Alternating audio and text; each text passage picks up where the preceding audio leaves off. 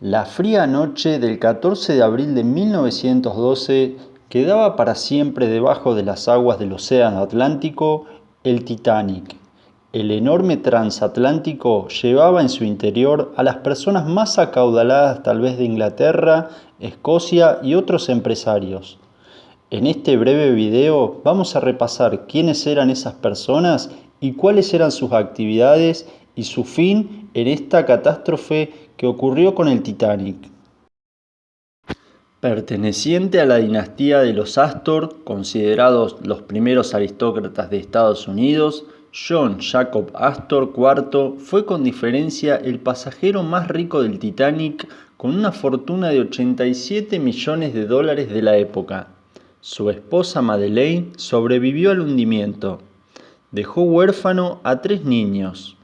A su madre la conocían como la señora Astor, la dama de la alta sociedad más influyente de Nueva York que creó el Club de los 400, la cantidad de multimillonarios que cabían en el salón de baile de su mansión. Benjamin Guggenheim, apodado el Príncipe de la Plata por su interés en las minas de metales y piedras preciosas, en el momento del accidente se encontraba con una de sus amantes. Fue un caballero al ser uno de los primeros en gritar «Las mujeres primero», por lo que su querida se salvó. Heredero de una gran fortuna, a su muerte, ésta se evaluó en 4 millones de dólares. 2 de sus hijos fueron muy conocidos en el siglo XX. Peggy Guggenheim fue una de las mecenas y coleccionistas más influyentes y a su hermano Salomón le debemos los museos que llevan el nombre familiar. Isidore e Ida Strauss. El matrimonio tenía una fortuna conjunta de 3,8 millones de dólares. Ambos perecieron y dejaron huérfanos a 7 hijos. Su tataranieta es la cantante King Princess. A diferencia de otros ricos, ellos consiguieron su fortuna a base de trabajar duro. Isidore y su hermano Nathan, de origen judío-alemán, fueron los fundadores de los célebres grandes almacenes neoyorquinos Mackay's. Estos organizan anualmente el tradicional desfile de Acción de Gracias.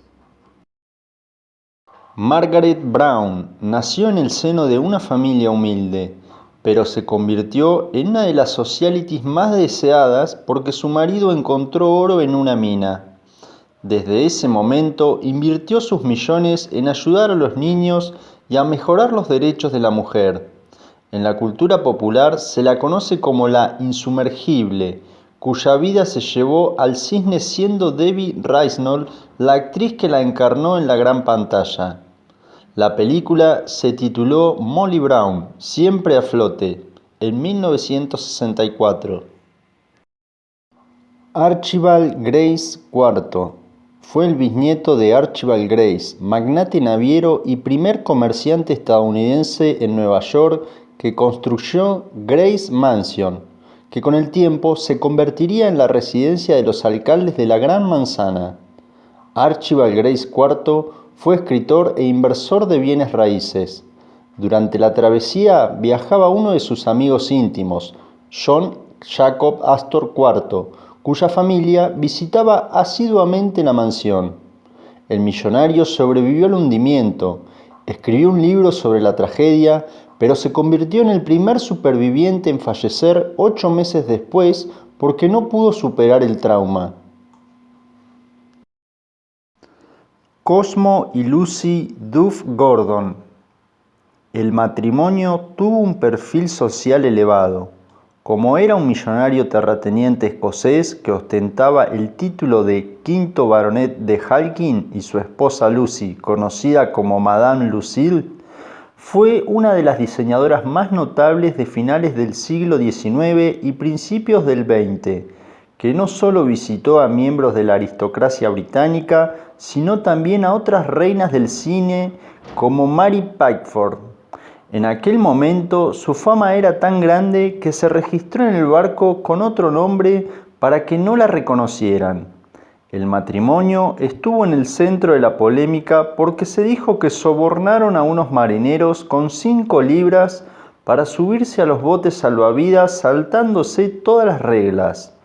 Paradójicamente, Lucy Duff Gordon tenía la fortuna de su lado, ya que en el último momento no compró el billete de otro célebre buque que terminó hundiéndose en 1915 en Lusitania. Noel Leslie, hija de uno de los matrimonios más ricos de Inglaterra.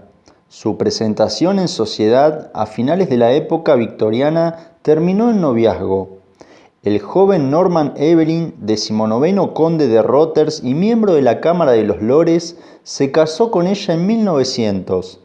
Tuvieron 2 hijos. Afortunadamente, los pequeños se quedaron en Londres al cuidado de sus niñeras mientras sus padres viajaban en el Titanic. Ambos sobrevivieron. Dorothy Gibson. De los albores del cine mudo, Dorothy Gibson fue una de las actrices más conocidas y la mejor pagada junto a Mary Pickford. Tras pasar unas vacaciones en Europa, decidió regresar a Hollywood a bordo del Titanic. Fue una de las supervivientes.